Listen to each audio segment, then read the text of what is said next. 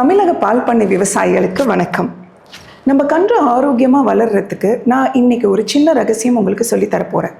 அதுதாங்க 1, 2, 3 விதிமுறை. அது என்னன்னு தெரிஞ்சுக்கலாம் வாங்க.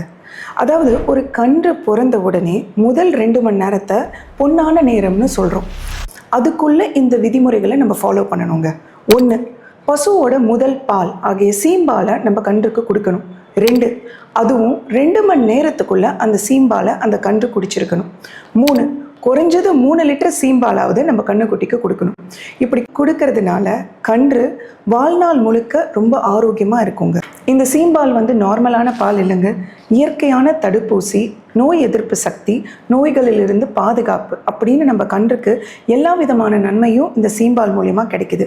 அதனால இந்த 1, 2, 3ன்ற இந்த விதிமுறைகளை மறந்துடாதீங்கங்க. ஆரோக்கியமான கன்று, லாபகரமான பண்ணை. இதுபோல் இன்னும் நிறைய பால் பண்ணை குறிப்புகள் தெரிஞ்சுக்க நம்ம சேனலை ஃபாலோ பண்ணுங்கள்.